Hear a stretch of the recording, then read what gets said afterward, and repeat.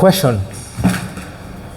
Do you have a project that requires many panels but you have a limited space?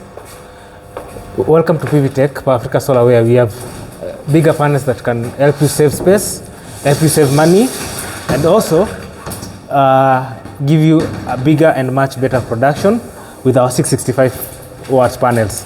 We are the only ones in Kenya that have the biggest panels, 665 currently. Karibu, we will give you a best price. Shop and save.